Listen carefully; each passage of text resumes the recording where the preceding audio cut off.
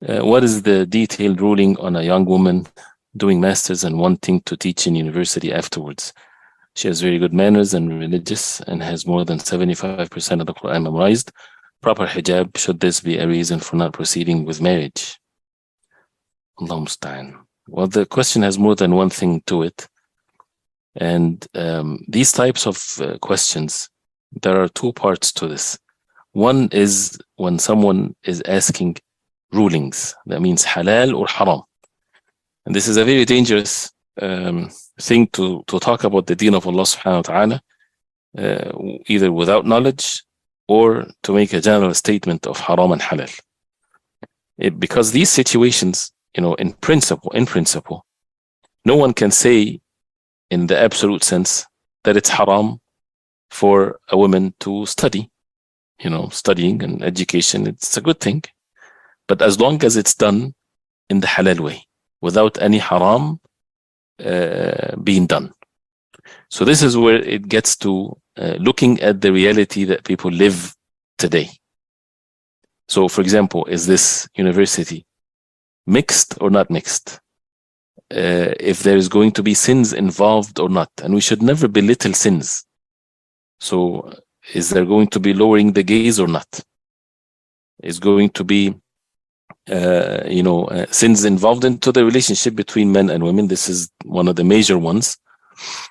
And then what is the purpose and what's the benefit? What's the benefit that is going to be for oneself or the ummah? And in our deen, we have to also be careful not to be defeated by others. What is the role of a Muslim woman in her life? And her objective is to worship Allah subhanahu wa ta'ala alone. And Allah subhanahu wa ta'ala created us to worship Him alone, to be obedient to Him. So marriage is an essential part of our life.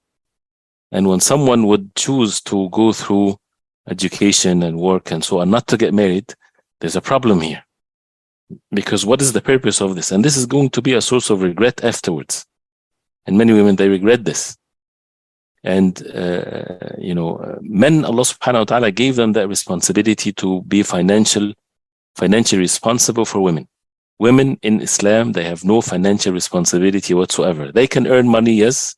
Khadija radiallahu anha, she had trade and all of this, yes. But it's not an obligation upon her. And if she's married, it is the right of the husband to make sure that she does not work, because he's the one that is financially responsible. Plus, the homes needs to be established upon tranquility. But when both are outside of the house, and outside of the house is not like in the past where people go outside and their environment and outside is as good as the inside. But when it's not, then it's a huge problem that causes all kinds of breaking the family ties and not observing the rights of the children and things of that nature. So the second part of the question is to avoid marriage because of this. This is something that is going to be regretful. And that brings the subject, is marriage is mandatory or not? It depends on the person.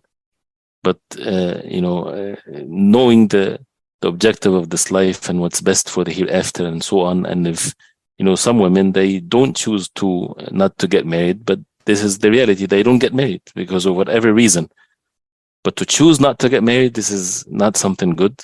And a person should, and a woman should humble herself to Allah subhanahu wa ta'ala and to be a wife and a mother and to take care of her household and her husband and to raise children, which is anybody can teach and anybody can do this worldly work, but not everybody can be a wife and a mother for the sake of Allah and worship Allah subhanahu wa ta'ala and to protect one's religion. When the woman is at home, she's protecting her honor and dignity and her religion, and she is observing hijab when she's at home, even though she's not wearing hijab. It's a way of life of the Muslim woman, and let the others, they say whatever they want to say, because we don't follow what they say, we follow the deen of Allah. And yes, she goes out, but her original place, the most important place for a Muslim woman is her home, and when she's married is the household that she belongs to, and she is honored and dignified in this. But unfortunately, because of so many reasons, our Muslim women also, they get affected, as the men also, with the environment that they live in, and the glamour of that you're successful if you have a career outside of your home, that you are successful if you're looking like this or acting like this. And we just talked about the verses of the Quran. We should not turn away from the reminders of the Quran. And we have in the wives of the Prophet والسلام, and the Sahabiyat, the best example. Allah subhanahu wa ta'ala, for example, when he called them to observe al-hijab, this is for the believing women too. And these are the role models and the examples for us to follow. So if you put all of this in perspective, then I think it should be the answer, inshallah ta'ala, should be clear, and we should not waste our life in these things that does not bring benefit to us. And we should not also be greedy, but rather look what is best for the religion and the best for oneself in the hereafter. May Allah subhanahu wa ta'ala guide us all to do what is right.